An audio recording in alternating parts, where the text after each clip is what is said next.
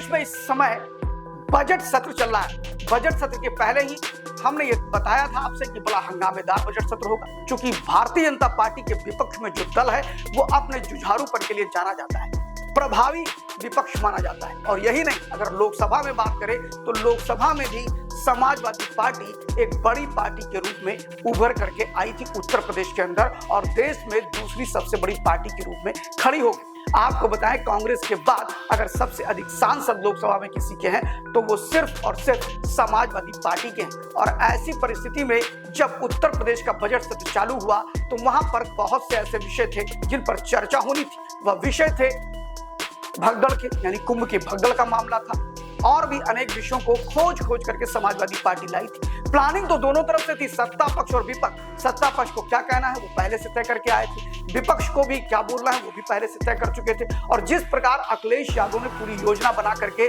16 तारीख से ही अपने विधानमंडल दल की बैठक करके लोगों को बता दिया था कि आपको करना क्या क्या है, उसी की झलक आपको देखने को मिली बजट सत्र के पहले, जब अतुल प्रधान वहां पर वीडियो में चकले दिखाई पड़े। इसके अलावा अगर बात करें तो उनके विधान परिषद मिस्टर सिन्हा साहब वो तो कलश लेकर के पहुंच गए, और इसके बाद अतुल प्रधान कल भी गन्ना लेकर के पहुंच गए थे। लेकिन आपको बताते चले कि जब बात मुद्दों की होती है तो फिर बातों ही बातों में मुद्दे भटक भी जाते हैं। शायद यही कारण रहा कि जब बजट सत्र में अखिलेश यादव के नेता प्रतिपक्ष माता प्रसाद पांडे ने बोलना शुरू किया तो पूरे का पूरा पासा पलट गया। और वो पासा पलट गया जब बात कुंभ भगदड़ पे ना होकर के, कुंभ पे चर्चा पे ना होकर के, महंगाई बेरोजगारी पे ना होकर के, लोगों के और मुद्दों को लेकर के बात ना होकर के, व्यापारियों की समस्याओं की बात ना होकर के, इंफ्रास्ट्रक्चर की बात ना होकर के, बात भाषा पे अटक गई। और भाषा थी उर्दू को लेकर के जिस प्रकार का हंगामा खड़ा करना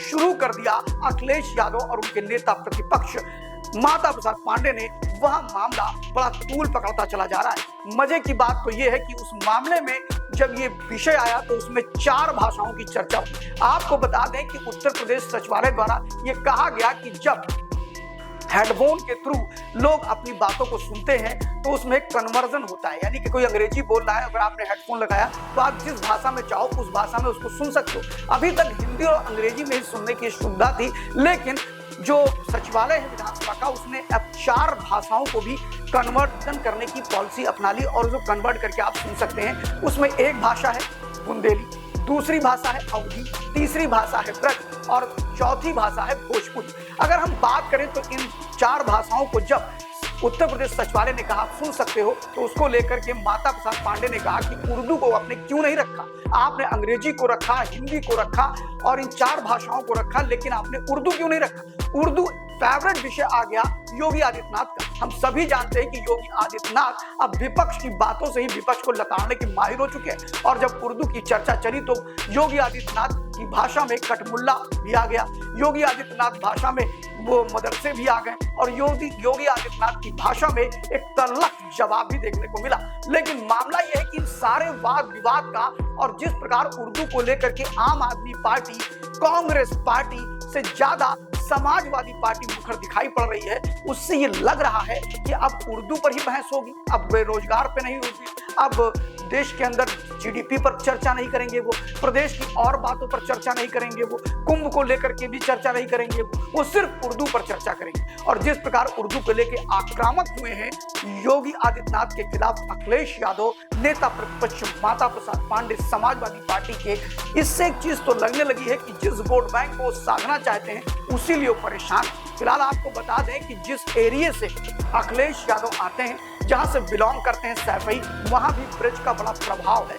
आपको बता दें कि ब्रज भाषा वहां भी खूब बोली जाती है, कासगंज, एटा, मैनपुरी, मथुरा। और अगर हम बात करते हैं कि क्या इन भाषाओं से आने वाले 2027 के चुनाव में समीकरण पे कोई फर्क पड़ेगा, तो बिल्कुल पड़ेगा। हम ये बताना चाहते हैं कि लगभग 12 जिलों में ब्रज भाषा बोली जाती है उत्तर प्रदेश के अंदर, और 16 जिलों में अगर हम बात करें तो वहां पर भोजपुरी को जमकर बोली जाती है, जिसमें देवरिया, गोरखपुर, वाराणसी, आजमगढ़, बस्ती, इन सब में भोजपुरी भाषा का प्रभाव है, जबरदस्त प्रभाव है। और 7 जिलों में बुंदेली बोली जाती है। इसके अलावा अगर बात करें तो 19 जिलों में अवधी भाषा का प्रयोग होता है, और ये 19 जिलों में अगर बात करते हैं तो गोंडा, बलरामपुर, बहराइच, श्रावस्ती, ये सारे जिले जो अगल बगल के हैं, लखनऊ, उन्नाव, रायबरेली, कानपुर, ये सारे जिलों में अवधी भारी मात्रा में बोली जाती है। और ऐसे में अगर हम बात करें तो लगभग 75 जिलों में 54 जिलों में 4 भाषाओं का प्रभाव है। इन 4 भाषाओं के प्रति लोगों की आस्था है, इन 4 भाषाओं के प्रति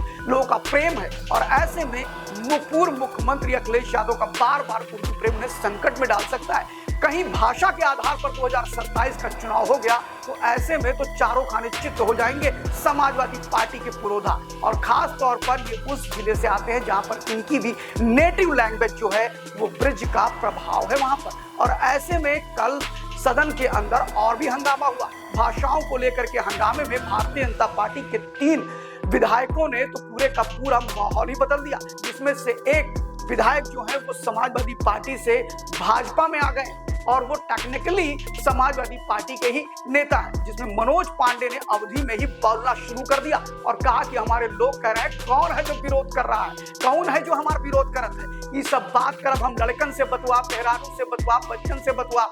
इस तरह उन्होंने अवधि को प्रमोट किया सदन के अंदर और बड़े आरोप लगाए अपनी ओन भाषा अवधि में ही। उन्होंने अखिलेश यादव की सरकार, अखिलेश यादव पर, अखिलेश यादव के लोगों पर और समाजवादी पार्टी पर। वहीं पर अगर बात करते हैं तो श्रीकांत शर्मा, कितनी मीठी भाषा में उन्होंने ब्रिज में बोला कि अध्यक्ष जी हम आपके आभारी हैं। ये पूरा अवधि में ही, वो ब्रिज में ही बोल रहे थे। कहा कि हमारे ब्रिज में लोग बहुत खुश होंगे कि हमने जिस लाल लल्ला को भेजा विधानसभा में वो हमारी भाषा में बात कर रहा है। ऐसे उन्होंने उसका भी एक किया। वहीं पर जब बात आई केतकी सिंह की तो उन्होंने भोजपुरी में बोला और कहा दे दो माइक, कौन भोजपुरी का विरोध कर रहा है हमारे लोग पूछ रहे हैं। इस तरह की जो वातावरण बना पूरे सदन के अंदर वो ये बताने के लिए काफी है कि कुंभ तो बहुत पीछे हो गया, बेरोजगारी का मुद्दा बहुत पीछे हो गया। अब भाषा के आसक्त की जब लड़ाई शुरू होगी तो उसमें समाजवादी पार्टी को भारी नुकसान उठाना पड़ेगा, क्योंकि भारतीय जनता पार्टी में जो विधायक हैं उन्होंने इस भाषा के आधार पर जमकर बात की। लेकिन आपको बता दें कि सतीश पाना जो कि विधानसभा के अध्यक्ष, उन्होंने कहा ये सिर्फ बोलचाल की भाषा के लिए हमने इसकी अनुमति दी है, ना कि कार और व्यवहार की भाषा में भोजपुरी, बुंदेली, अवधी और ब्रिज का प्रयोग किया जाएगा। वहां काम हिंदी और अंग्रेजी में ही होंगे।